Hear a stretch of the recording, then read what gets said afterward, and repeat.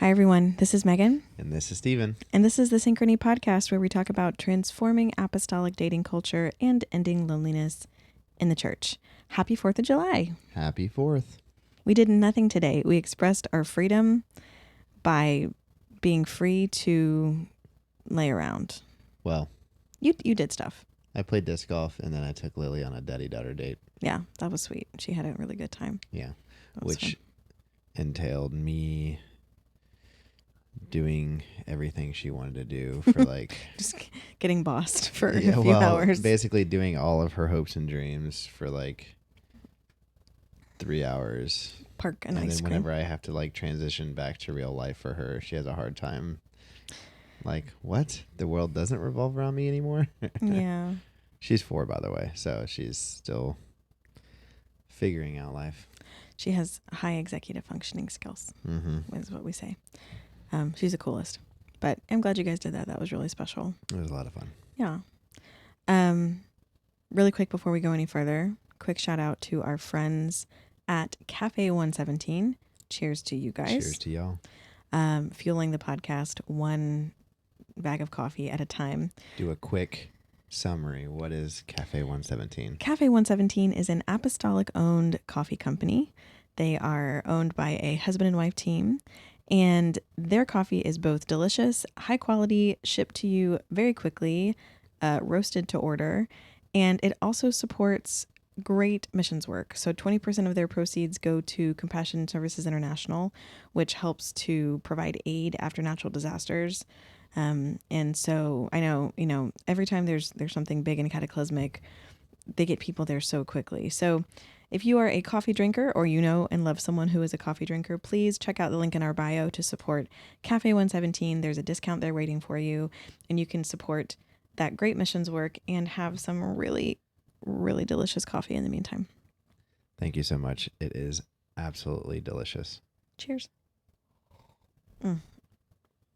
So, babe. Yep. Next week, what are we doing?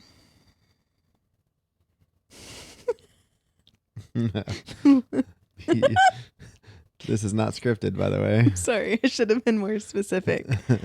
What is happening in our district next Wednesday, Thursday, or Friday? There you go. I just saw you going like, is it our anniversary? Is it someone's birthday? Like you were going through. Stephen and I do not remember our anniversary 9 times out of 10, by the way. Like this is our 8th anniversary, so. Yeah, we do have an anniversary coming up, but both of us have like our first, I think it was like our first dating anniversary or whatever. We both completely forgot about it. Absolutely. And then at one point, one of us was like, oh, hey, and it was fun.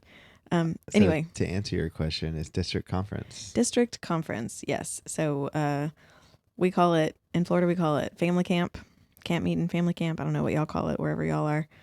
But yeah, it's where everyone in the district gets together at our campgrounds. And how are you feeling about district conference? I'm thrilled about it. Yeah? I look forward to bringing the kids. Yeah. Like, I feel like as adults, we don't get to adult very often, like with our family, with friends that I grew up with. Yeah, the people that we don't get to see very often. Yeah, so I look forward to letting them meet people and get to know people that I grew up with and know. I do like that part. And I obviously love the church service. It's always awesome. Yep. I am nervous about district camp meeting. Why is that, babe? One, I feel like a very socially awkward person. Like I actually do okay in social settings, but it's just because of having to do it a lot. It's not because I feel particularly good at it. Yeah. And it's a lot of extroverting. I'm in my element. Yeah, you are. That is the space that you were made for. I literally walk around looking for people to talk to. Yeah. I spent most of my young and like teenage and adult life being on the platform at a lot of these things, which helped me not have to be, this is terrible. You should not use ministry as an excuse to not socialize, but like, because I was really involved, I didn't have to be as social. So it's partially that. I always feel a lot of body stuff right before we go to camp. Please elaborate on body stuff, because that could be... It's fair. I have some body image struggles. I've gained a lot of weight since you and I got married and had kids. Ditto. Yeah. But you had kids. I did not have kids. Thank you for clarifying. Yeah, I had 2 children in pretty quick succession, and that's not really an excuse. Like the children are not entirely the reason why my body is the way that it is. Yeah. And I'm still dealing with a lot of like I've been working on my relationship with food and exercise and everything over the past few years, and it's getting better. But Yeah. my body definitely reflects that struggle. And it's always a little bit difficult for me to find clothes that I feel good in. And it's hard to go be seen. Sure. And this year, I feel really that it is really important that we are seen so that we can talk to people about synchrony. Shout out if you're coming to the Florida District Camp meeting and you have questions about the Synchrony Project, we'll be there. We'll be happy to talk to you and answer questions. Yeah, please come up to us and before or after service. Do not feel like you're inconveniencing us. Yeah, I mean, yeah, except like, we're not going to like answer questions in the middle of the sermon. So whatever, but like before or after service. Yeah. You walk up and be like, hey, excuse me. An altar call. It's like I'm here to contact you about your extended warranty. Like right in the middle of the altar call. Yeah, let's but anyway, before or after service, we'd love to hang out with people. So I as a 32-year-old, I had to 32. Mm-hmm. Thank you. As a 32-year-old adult married woman, I'm nervous about going to camp. I remember my experience of going to these big meetings as a single person and feeling this really, really intense mix of excitement and anxiety, I guess, about these events. Because there was always this sort of like hope that maybe I would go to camp and meet somebody, right? Yeah. Even like youth camp. Sure. When you're there for a week. So there was always that feeling of like, oh, maybe maybe my person will be there, right? And we'll have our moment where we connect. The one. And so the stakes always felt very high, right? Like, everyone in the state was going to get together. I needed to look really good and dress really well and be kind of on, my best apostolic behavior, so to speak, in order to be well positioned to meet somebody. And so there was always that really big buildup before these conferences. Yeah. Same thing for like Youth Congress and HYC and whatever. And then, I did not meet anybody at those conferences like that. No one I ever dated was someone that I met at a conference. So I would always come away after that feeling this massive letdown of like, kind of like the adrenaline dies off and you're kind of left going like, yeah, that was great church, but I saw the same people and here we are again. Looking forward to the next meeting. Right. And we've talked about the reasons why conferences like aren't great for meeting people. Sure. Maybe, I don't know. You're an extrovert. Do you feel like you could have ever met someone at a conference? Yeah, I feel like there is good opportunities. I mean, even as an extrovert, there was very few people I didn't talk to. Mm-hmm. But as you get older and older, and you're no longer in like age-specific conferences, you never really know who is married, who is dating someone. Yeah. I mean, married, you can see a ring, sure. Sometimes. But yeah. But when specifically if someone's in a relationship with someone, you want to be respectful and you don't want to just approach anyone. But at the same time, you don't want to miss your opportunity and not shoot your shot. Right. There's a lot of pressure in those interactions. Yeah. So, when it came to like conferences, I kind of looked for friends of friends. Mm. So that way, if I was interested in someone, I would then have a friend like point them out. So that way, if they knew their name, if I didn't know who they were, and then I would, after I learned their name, find more about them before. Not to be creepy, but just like, are they dating someone? Are they with someone? If not, then go forward from there. Yeah, but it's the logistics of that now are so challenging. No, right? Sure. Like I think about trying to do, we have a lot of people in our community who are single parents. Yeah. I think about trying to navigate that with a kid in tow, and I can't even fathom it. Oh yeah. Like if I had to be like, hey, by the way, who's that, single guy over there by himself? And also track where my toddler is. Yeah. I mean, it'd be impossible. Impossible. But also on the reverse of that, though. Yeah. That single guy would probably never Right. assume Right. that lady that conference with a kid is single. Exactly. Even though like we know that it's totally possible, but Right. you want to be respectful. Yeah. You don't want to walk up to some other guy's potential wife Right. or husband and be like, "Hey." Right. And like our brains function based on stereotypes, Yeah, right? absolutely. And that's, we can be critical of our stereotypes, but it's how our brain makes sense of the world. Yeah. So you see a young woman and a child and you assume that is a married woman, right? Yeah, sure. You see a man with a child similarly, right? You don't assume single dad most of the time. Yeah. And if you see, a woman in her 30s or 40s, your brain might not immediately jump to, is this person single, right? Because we've got stereotypes around at what age you are most likely to be single, even though our demographics show us that that's not necessarily true. Oh, sure. So conferences aren't the best place to meet someone because the landscape is so confusing and nebulous. Also just because there's not a lot of time. No, I mean, unless you intentionally get there like an hour early and stay afterwards. Right. Like if you get there on time, right, and leave when altar call is done, obviously there's no opportunity to talk to anyone. Right. And if you're carpooling with people, or even if you're doing the thing where like you're staying, we have the privilege of being like 45 minutes away from our district campgrounds, which is very, very lucky for us. Yeah. Right. So I grew up, it was 3.5 hours away. Right. So if you guys came to camp, you like stayed up here, and made it like a whole thing. Some people are doing it differently. It's just a very complicated set of logistical things to have all lined up in order to meet someone. Yeah. So all that to say, if you are a single person that is in the midst of camp and conference season and you're feeling that excitement or that nervousness, know that that's okay first. Like it's totally okay to be going to these conferences and events excited at the potential to meet someone. It doesn't mean you don't love Jesus, right? Yeah, absolutely. I feel like that's a stereotype people have. They're like a stigma of like, oh, like you're just coming to these conferences to find someone. It's like, no, both things can be true, that you want to come for a great move of God and you want to see if there's dating potential. I feel like that's more applicable if you're like a teenager, like making fun of someone for that. Yeah. But if anyone that says that nowadays, if you're over the age of 25, it's not a good friend. Yeah, yeah. I'm saying that facetiously, but like, tell that friend to stop talking.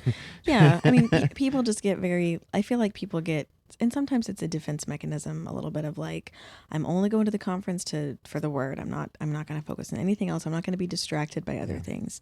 And we hear that. And you might be in a season where that's really where the Lord is calling you to focus, right? Like, sure, to leave the dating stuff aside. And that's okay. If that's where you are spiritually, far be it from us to discourage that. But if that's not been explicitly laid upon your heart, like, it's okay to do both things. It's okay to want to go meet someone and want to just be with the body of Christ. Now, let me caveat my own statement. Uh-huh. If you're in the middle of the service and the whole entire time you're thinking about who you could talk to, that's a concern. And it's concerning, and it's like distracting you from receiving from the word. Yeah. Then that's a different story. Right, totally. There's always balance with these things. But that being said, having hope that someone will be there that you'll be able to run into and get to know is not a problem. There's nothing wrong with that. So I want to talk a little bit about how to maximize whatever opportunity might be there, right? We know that conferences aren't like the ideal landscape for finding dating prospects. Yeah.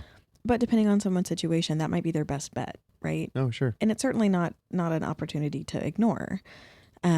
So how do we make the best out of this challenging landscape and difficult situation and find a way to connect with people authentically and in such a way that allows you to to have another chance at talking to them again in the future? I want to sit in that question a little bit. How do you make the most of it, I guess, is the takeaway. Well, if my memory serves me correct, we actually have a tool for this. We do have a tool, and we're going to talk more about how people can get access to it. But this was something that we actually tried with our Synchrony community last month during our meetup. We did like a workshop. And I think we called it like asking amazing dating questions, which was fine. But yeah, sure. The way I'm thinking about it now is like a 10-minute connection, right? How do you make a connection with someone in 10 minutes right before service starts? Yeah. You know? And so I thought maybe we could kind of like walk people through that approach. And for context, like this isn't coming out of a book or anything. No. This is coming out of my experiences being a deeply awkward human being and having to, I realized in thinking about this, I've had a lot of jobs where I've had to quickly make connections with people, Yeah. like form very fast rapport. I worked, for some context, I've worked as a receptionist in a university office, in like a dean's office. I've worked as an admissions like tour guide for the same college where I would meet prospective students, and I'm trying to like quickly get to know them and make them feel comfortable, make them feel at home. And now I work with new hires for my organization. So I get to meet every new person that comes to work with us, and I sit with them one-on-one, and I'm trying to quickly understand what they're about so I can help them develop as they come into their jobs. So I don't think that's something I'm necessarily naturally comfortable at doing. Yeah. But I've been kind of forced to do it a lot. So this is the brainchild of that Oh, sure. awkward learning process, I guess. Yeah. What did you think of this exercise when we did it at the meetup? I mean, I thought of the logistics of it and how empowering it could be for you, Mm. because I feel like a lot of, like, I mean, you've heard this term, any interaction that you choose not to take is a failed interaction, Yeah. right? You know, if you don't shoot your shot, then you're not going to have an opportunity to see if you can get to know this person. And I'm not saying you have to take every single shot that you think about, but it's one of those things that, yeah, you're going to camp once or twice a year. You're going to camp meetings once or twice a year, district conference, Right. you know, general conference, youth congress, whatever one you're going to. And sometimes there's an opportunity that arises, and immediately what I remember is there's a lot of self-doubt talk that goes into your mind. Right. Or like, just like, how am I going to do this? Like, Yeah. the scramble. Yeah. Well, then you immediately start getting a flutter of emotions. You get a flutter of nervousness. You get anxiety. You all of a sudden start like probably getting butterflies because you're like, what if this works? But then you start saying, oh no, what if this doesn't work? Yeah, like catastrophizing. Yeah. And by that time, that person's already walked to the other side of the auditorium, and they're like faded into the crowd, you know? Yeah. And so I think what this tool does is it's going to demystify it a little bit. Yeah. And also just make you realize, not make you realize, it will help you realize that a couple practical tools can go a long way with accomplishing what your goal is. And your goal is not to marry this person. Right. Your goal is to see if you can just make a new friend. That's it. And that's a really important thing, because I think that we hype up these initial interactions as like, and this has to do with our whole like soulmate concept, right? Like, oh my goodness, if I botch my initial interaction with my soulmate, like, yeah, I will miss my destiny, right? Which is not in any way scriptural. And in my opinion, it's not a healthy outlook, right? Yeah. It really, making a connection with a dating prospect is making a connection with a friend. And it's the same process that you would use if you were going to make a connection with someone who you were trying to witness to. Yeah. With a new coworker, you know, a new classmate. Like, this process is not exclusive to just dating, but I think it can help people really break down that first conversation and kind of take the pressure out of it a little bit. Sure. Should we walk through the process?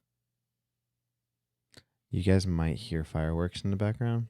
Possible. Because it is actually the 4th when we're recording this at like 11:30 p.m. You might also hear at one point our dog freak out. She's lying in a very nervous ball on this side of me. Yeah. So yeah, what's the first step of this tool? So before we get into the meat of the approach, I want to kind of just like set the scene. Okay. So you're at your district camp meeting. Think of this in your mind's eye, right? Okay. And you have encountered someone interesting. And this might mean that you think they're really cute, or you've gotten involved in a conversation with the group and this person's really funny and you find them interesting, right? That's all that has to be there. It doesn't have to be an overwhelming sense of, like love at first sight or whatever. Interesting person. You want to make a conversation with them. Okay. Get to know them. But church is going to start in 10 minutes. Okay. So this is a 10-minute quick guide. Yeah. 10-minute quick guide to having a conversation that actually connects you with this person. And it's got 3 parts. So we're going to start with the first part, how you start a conversation like this. Okay. We're going to talk about giving compliments. And the thing with compliments is that it's not okay to just compliment anything, right? There are some compliments that are appropriate and some that are automatically going to come across as creepy, right? Which actually took me a little bit to learn this. Really? I say this, well, not until we got married. Because, like, I remember we were going through a drive-through and there was, like, one of the ladies at the cash register. Yeah. Had, like, really pretty hair or something like that. And I was like, you have really beautiful hair. And she's like, oh, thank you. I didn't think anything of it. And we walked away and you're like, hey, you might need to.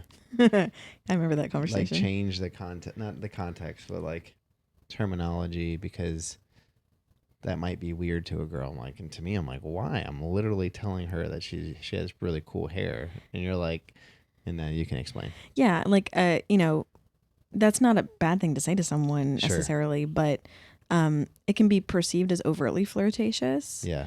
And if that's what you want to go for, like if you just want to. Not as a married man, but. Right. Not as a man. That was part of the thing. I was like, you're married, like it. My wife is literally standing right next to me. Yeah, it could come across as kind of odd.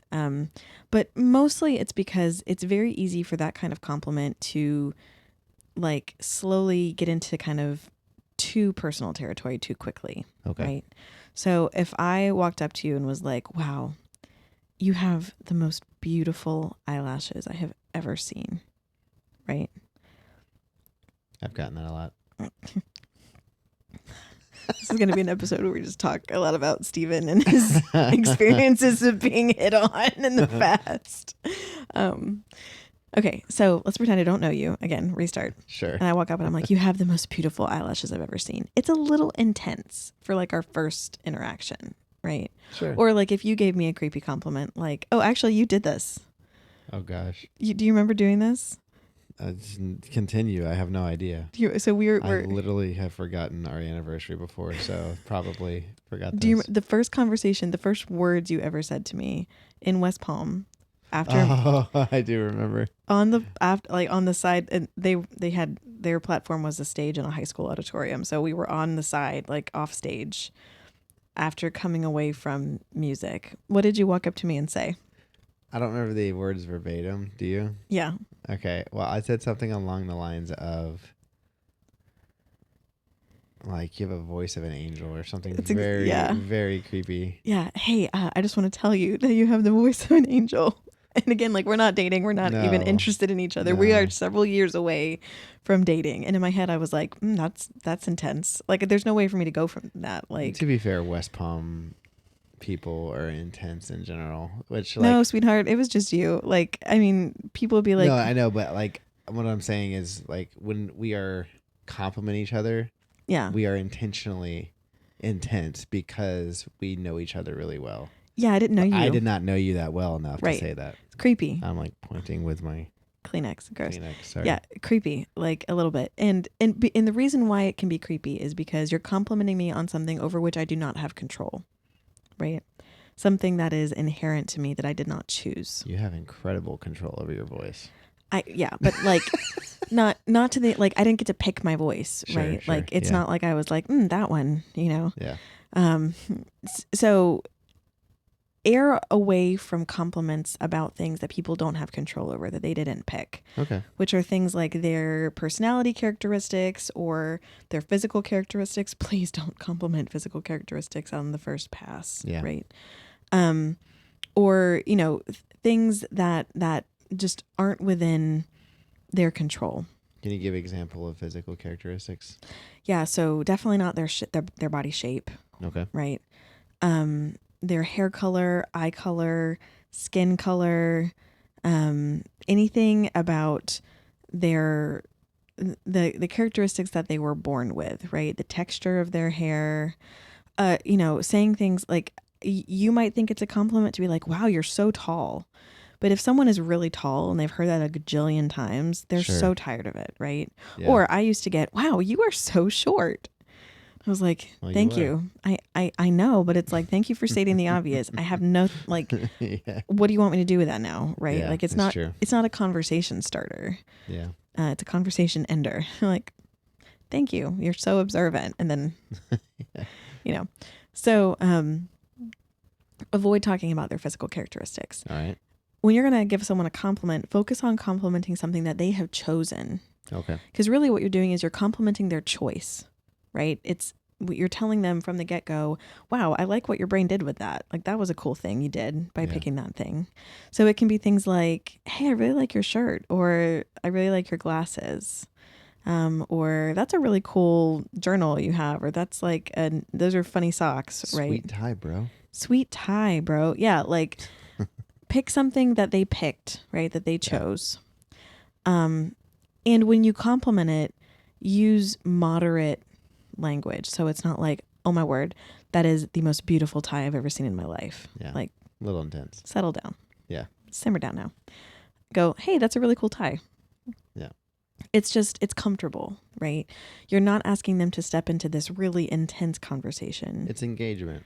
Right. You're not like engagement. Like, sure. Yeah. Yeah. But you're just like you're subtly letting this person know I would like to continue a conversation with you. Right. And you're making it comfortable. Yeah. Right. Okay. So the first step of this 10-minute conversation is that you are going to offer them a compliment, a nice, moderate compliment about something over which they have control, and then ask a related question. Okay. I'm going to practice this on you. Sounds good. Okay. Hey, I really like your glasses. Thanks. Have you always worn glasses? Unfortunately. Oh, how bad is your eyesight? I mean, if I take off my glasses, I'm not blind. Yeah. But it wouldn't be a good idea for me to drive. Yeah, that makes sense. So you see how that just immediately kind of led to some more conversation about you, right? Yeah. So I gave you a compliment. I said, hey, I like how your brain did that thing. And then I asked you a question that would elicit more information about you and your interests. And as you're telling me this, I'm thinking about, how can I become part of this conversation now and feed into it? Okay, you practice on me. You give me a compliment and ask me a question. Okay.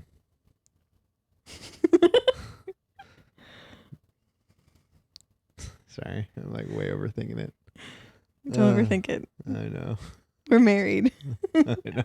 Imagine doing this to someone you don't know. Yeah. You guys are brave out there. You can do this. I really like your headband, by the way. Thank you. I appreciate that. That looks really white. Nope. You made it weird. You're bad at this. I don't know how I got married. Yeah, try again. Okay. Ask me a question. Don't make another statement. Okay. Mm-hmm. I really like your headband. Thank you. Do you wear them all the time? I wear them a lot because they're just easy to put in, so I don't have to like fix my hair up front. I can just pop on a headband. Oh, that's cool. Yeah. That was good. So you gave me a compliment and it led to a little bit more information about me. Yeah. Right. That's the first step. We've created this conversation. Obviously, to do this in a real life setting, you have to be close enough for them to hear you. You have to be in enough physical proximity that you could start a conversation. They could continue with it. So like, please don't shout this across the auditorium. Right. Oh, sure. Hey, I really like your glasses. Right. Yeah. Walk up and engage, from a couple feet away. Right. It's okay if you're in a group when you do this, but, make it so that it feels like it's a personal interaction between the two of you. Okay, so that's step one, the beginning of the conversation. Compliment plus question. Okay. Got it? Moving on to phase two. And this is the middle of the conversation. You want to keep this part going as long as you can. So ideally, you're filling up most of that 10 minutes that you have with... No, I'm laughing because you remember in like elementary or middle school, I don't remember when you learned this, when you're learning to write an essay. Oh, yeah. Like the hamburger. Like Yeah. This is immediately like the introduction. the body, and then The conclusion. the conclusion, Yep. another bun. Yeah, that's pretty much what this So- is. Yeah, so you want to try to stay in this section as long as you can, Yeah. right? The key thing about this is that we're going to continue what we did a minute ago, where we gave them a compliment and then asked a question. We're going to continue that trade back and forth of getting a little bit of information about them, but also offering a little bit of information about ourselves. Okay. Back and forth. Really important for those two things to be in balance. Have you ever had an interaction with someone where like it was all one or all the other? Yeah.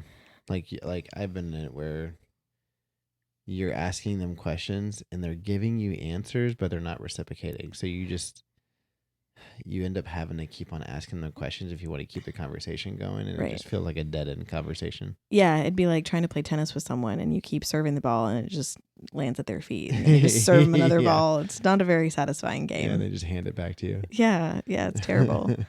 Yeah, so if you have a person who's giving you responses but not asking you any questions, Yeah.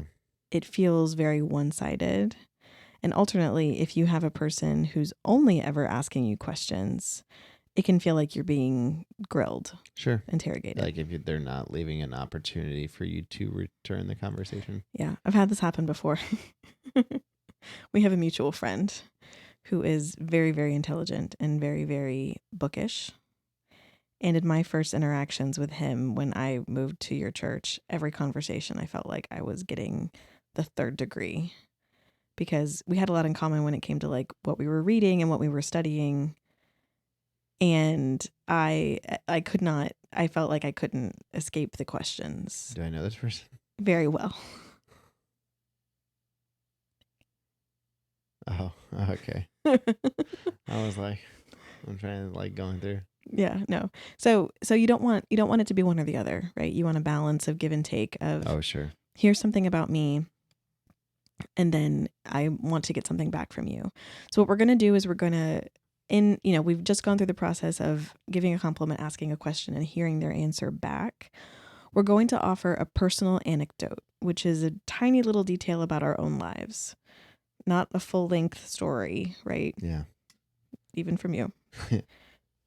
If you are the type of person that can go down rabbit holes very quickly. Sure. Like someone compliments your shoes. You're like, thanks. These shoes really help keep me from getting ingrown toenails. Right. Yeah. Don't. Yeah. Keep it short. Keep it not gross. Yeah, usually. Sure. But a personal anecdote, a little detail about yourself that you then follow up with another question. Yeah. Okay. So we're going to start from the beginning with a compliment plus question. I'm going to kick it off. Sounds good. And see how we can keep the conversation rolling. Okay. I'm going to use the same example I did a minute ago. Okay. Yep. Hey, I really like your glasses. Thanks. Have you always worn glasses? For a decent chunk of my life. Yeah. Yeah. I'm wearing glasses now, but I just started wearing them recently and they give me headaches. Do you get headaches? I used to. Really? Yeah. And that's what kind of gave me the signals that I needed to wear glasses. Oh, yeah. Wait, so you had headaches before you wore glasses? Yeah. Oh, okay. So, and then the glasses fixed them. Because I was always straining my eyes when I was trying to look at stuff. Gotcha. Yep. Cool. Yeah. Yeah. I'm still getting used to them. Do you have any tips? Do you wear contacts? No, I can't touch my eye. Oh, you get used to that pretty quickly. How do you make yourself get used to doing that? Just force yourself. That sounds really scary. Yeah, no, it's okay. It's an involuntary response whenever you go to get your finger close to your eye, but eventually your brain recognizes that it doesn't need to flinch when your finger gets close to your eye. So eventually you can just do it. So I just have to keep practicing. Basically. Okay. What do you wear more often, your contacts or your glasses? It depends on what activity I'm doing. Oh, okay. Yeah. Like if I'm doing something that requires more peripheral vision, yeah. I use contacts. Okay, this conversation's getting boring, but you get like the point, right? Sure. Like we've just been going back and forth with, a little bit of information about you. Yeah. I'm asking some questions about your experiences, what you know. Yeah. I'm offering some of my experiences, what I know. But even in that conversation, I didn't really have enough going back to you. You were asking me questions. Yeah, that's true. I could have left more space for like you to ask a question. Yeah, you every time I stopped, you asked me another question, which is fine. Yeah. but I have that problem with other people. Yeah. Let's go in the reverse. You try to start one with me. Okay. Hey, I really like your headband. Thank you. Do you wear them often? Yeah, I do. I've been wearing them more and more just because it's easy for me to pop one on. Oh, sure. That's cool. Nope. No. It's Only because like right now we're literally in the most mundane clothes ever, so it's kind of sure. like I'm like, oh, that's the cool hair stick. Here, hold on. I'll hold a book. Oh, this is not gonna go anywhere. Here, I'm holding a book. Okay. Try again. Oh, what book are you got there? It's called How to Keep House While Drowning. That's a funny title. It is. Yeah, it's a good little book. It's supposed to help me get organized. Is it working? No. But I haven't read it all yet. Oh, okay. Do you have any tips?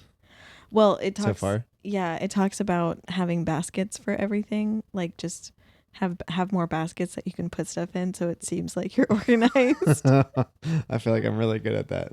Yeah. They're called doom baskets. That's similar. Do you like to read? No, not really. Do you listen to audiobooks? I do. Audiobooks are my jam. Yeah, what have you listened to recently? A lot of beekeeping books. Oh, that's interesting. Yeah. Are you into like beekeeping? I am a beekeeper. Wow, that's a really cool job. Thanks. I don't know that I've ever met a beekeeper before. How long have you been doing that? Since 2016. Oh, wow. So a little while. Yeah. That's cool. Yeah, that's a really interesting job. Do you like make your own honey? And sing. Okay. Anyway, so you get the point. Like, you want to just invite more conversation, right? Yep. Give a little of yourself, ask for a little bit back. And this might naturally fade out, right? It's okay if there's an awkward pause for a couple seconds. If there's a pause where the conversation kind of runs out and somebody brings something else back up, that's a really good sign that they're interested in talking more, right? Yeah. I want to call out the people out there that are like me. And I have ADHD. And so you don't say. Yeah. So what happens is when I'm talking to someone who pauses and takes a second to process, not that they're trying to end the conversation, they just actually think about what they say before they say it, unlike me. What ends up happening is I get anxiety with pauses. Oh, yeah. Yeah. And so what happens is if they pause for too long, I feel like I am failing this conversation. Right. And so I end up trying to fill the conversation, which then leads to that problem of me not leaving them opportunities to actually reciprocate in the conversation. Yeah. So that's been a skill I've had to acquire over years of understanding that I do that. And then I try to allow myself to pause and provide opportunities for people. So if that's something that you do, that's something that you could probably work on. That would actually could potentially be a dating barrier. Yeah, and this goes for not just people with ADHD, but really any type of neurodivergence, or if you struggle with social interaction of any kind, it can be really difficult to know what the appropriate cadence is for a conversation. So it's okay if it's a little bit awkward and stilted. That's okay. Yeah. A lot of great connections come from slightly awkward first conversation. So just kind of lean into that. I mean, ours was extremely awkward. So awkward. Let's not go into that right now. So we've gone through the opening of the conversation. Yep. We've hung out in the middle of the conversation, learning a lot about each other, right? Let's wrap this up. But here's the thing. We want to wrap this up in a way that leaves room for more connection later. Yeah. Right? Because again, church is about to start, but you don't want to just like go to the church service and then like lose contact with this person and never talk to them again. Yeah. Because that 10 minutes has not been enough to help you decide if this person is no, of course not, a potential dating partner, right? So what do? What we do is we're going to offer we're going to first state our intent. Yeah. And I'll show you what I mean by that in a second. And then we are going to make an invitation. So the last step is intent plus invitation. And when I say intent, I mean, you're just going to express a desire to do something on behalf of that person, right? And it doesn't have to be grandiose and sweeping and romantic, right? So it doesn't Yeah. have to be, I've really enjoyed this conversation and I'd love to continue it another time, right? Yeah. Or like, hi, I think you're pretty and I would like to get to know you better. Right. I love how we both immediately went into like husky voice. Yeah.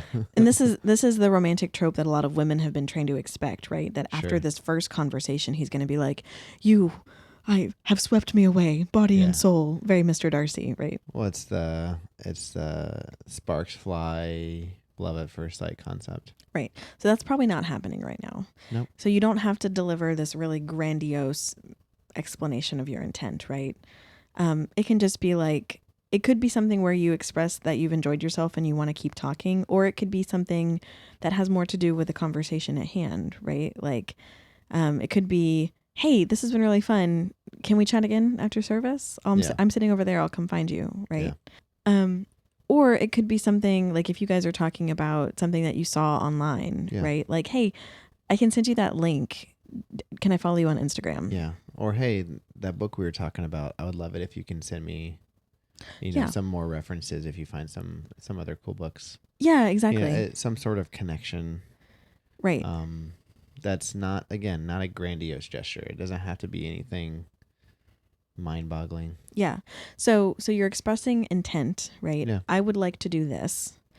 And then you're delivering that invitation of, can I connect on Instagram? Can I grab your number really quickly so I can check in later, right?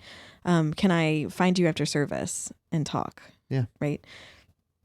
You are giving them an expectation of, here's how I plan to connect with you in the future. What's great about this is that it doesn't leave anybody in limbo about who's taking what step. Yeah. Right? It's not, hey, this has been really fun. See you later. And then it's like, well, will they find me on social media? Will they, how are they going to get in contact with me? If you express intent and deliver an invitation, you've taken all that guesswork out of it for the other person. Yeah. And this might be the most nerve-wracking part for people because there's the potential that they say no thanks. Sure. And just to put it out there, if they say no thank you, you are going to be okay because your self-worth does not depend on someone's rejection or acceptance. Yep. Right? We talked about this before, but like if you go into a store and you're looking for something specific and they don't carry it and you ask the store manager, hey, do you guys carry this? And they say no, you don't get mad and throw things. You leave and go look for a different store. Yep. Doesn't mean there's anything wrong with you. Doesn't mean there's anything wrong with the store. Just they do not have what you're looking for. Yeah. Right. You know what I love about this? Is you have this whole interaction. Yeah. And then at the end of it, you state your intent of wanting to get to know this person better or wanting to continue the conversation. And if they say no, you can take that and say, hey, cool. I now know this person might not be emotionally available right now. Right. And I can continue on with my life. Yeah. No harm, no foul. And no constant wondering. No. And if you leave it, if you have a cool interaction, but you don't kind of end it in a way that like you can continue that conversation, you don't spend the next 6 months like daydreaming about this person. Right. Hoping that something turns out of it. You can continue on with your life. Right. And then try to talk to someone else. So again, it's going back to I don't want to call it efficiency, but it's like, it is. Especially like if you're in your 30s or if you're in your 40s, like, again, it's not a race, but like, you don't want to waste your time or anybody else's. You don't want to waste your time worrying about if someone likes you or not. Right. Like we're too old, we're too mature for that. Exactly. Like, let's find out. If not, let's move on. Yeah. So intent plus invitation is a really powerful thing. Takes the guesswork out of it and it gives you an opportunity to continue the conversation. So can we practice this one? I'll start it off. We'll just do a very short little, let's say we only have a couple minutes before church starts, right? Sure. We'll do a short little conversation and then I'll wrap it up with intent and invitation. Let's go back to bees. Yeah. I'm going to start with something. Let's pretend you're wearing a shirt that has bees on it. You have several of these. That'd be a very weird shirt to wear to church, but sure. No, like a little, like a pattern shirt with like little a bee tie. Oh, okay, yeah. Okay, cool. We'll pretend Or like you have a on. lapel pin or something. Oh my goodness. Okay. Stephen and his bee tie with a bee lapel pin. That's right. Thanks. I appreciate it. Where did you get it? Etsy. Oh, yeah? Mm-hmm. Do you like just really like bees? Yeah, I really do like honeybees, but I'm also a beekeeper. Oh, that's really cool. Yeah. I don't think I've ever met a beekeeper before. How long have you been? have now. Hey, there we go. How long have you been beekeeping? Since about 2016. Wow, that's a pretty long time. Yep. I'll cut it. Do you know anything about bees? I know that they were supposed to be saving them, according to the bumper stickers that I see about saving the bees. Are the bees like in crisis? No, they're not as bad as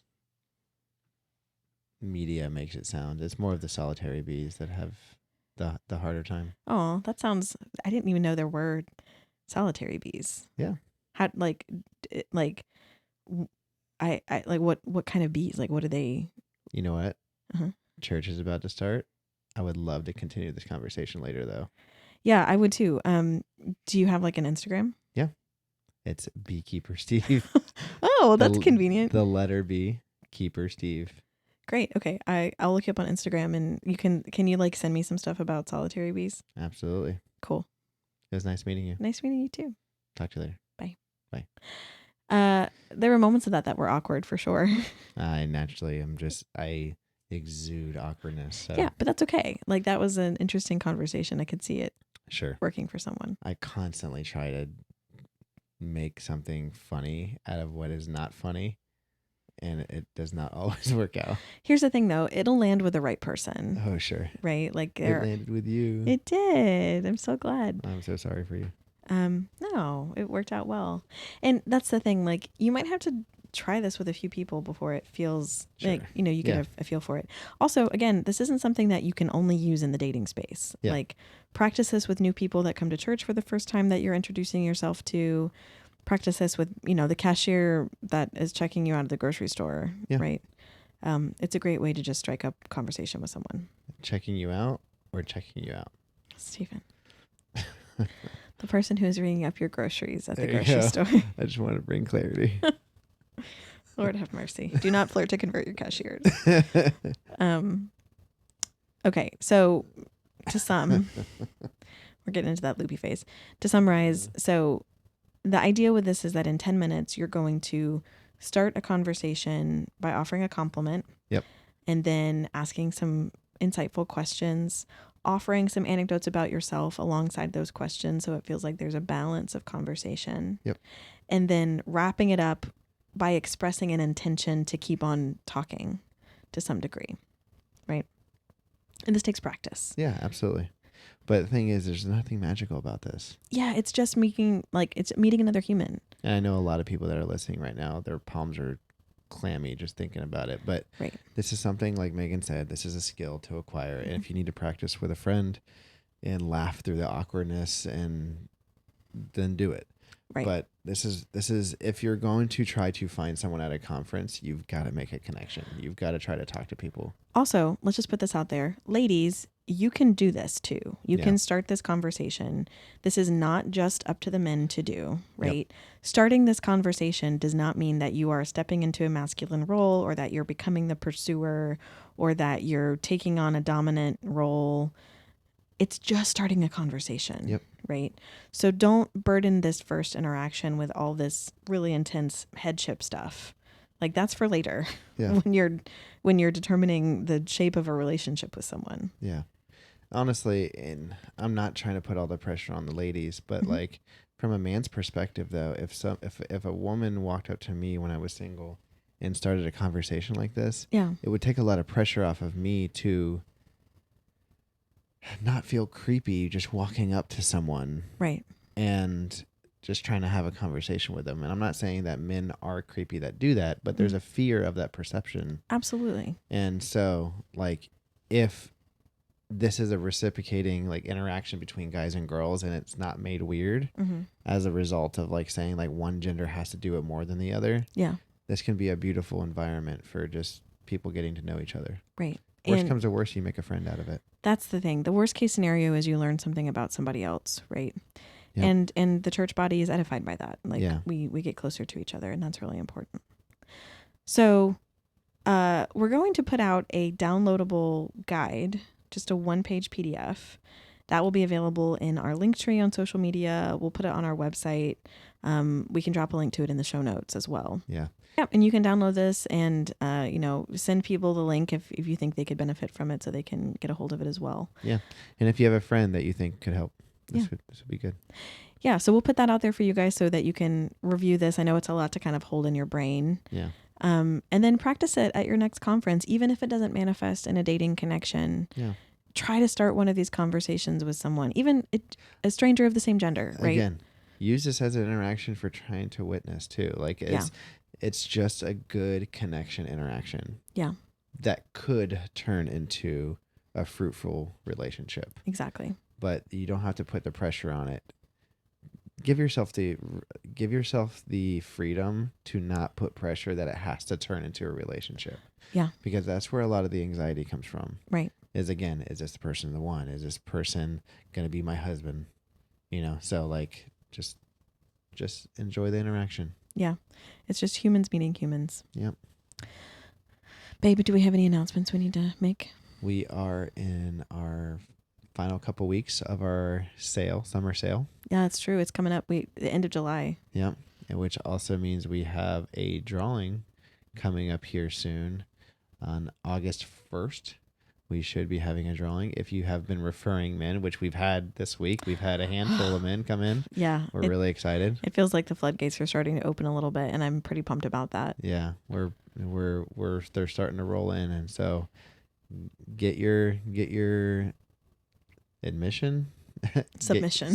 Get your submission into being picked for the $1,000 your brothers-in-law, your cousins, the other guy in church that the church mother keeps setting you up with, where you two know that you're not going to get together.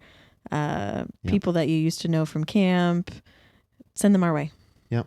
And make sure they know to tell us that they heard about it from you. Yep, that's right. And again, please take a second to go check out the link below to visit our friends from Cafe 117 and get that discount on your amazing roasted to order high quality coffee. That's right. And I think that's all of our announcements. Oh, yeah.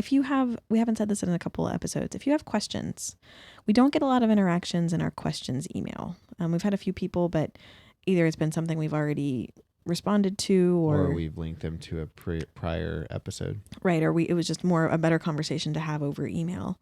If you have a question that you would like us to answer on the podcast or that you want us to unpack a little bit more, you can send that question to questions@synchronyproject.com. And it would be great if you can send it via like written text. If you want to record a voice memo, we'd love to incorporate that into the episode. So send us your thoughts there and we'll talk about anything related to apostolic dating and relationships and how to build a values-driven dating approach for yourself. Yep. Hey, babe. Yes. I love you. I love you too.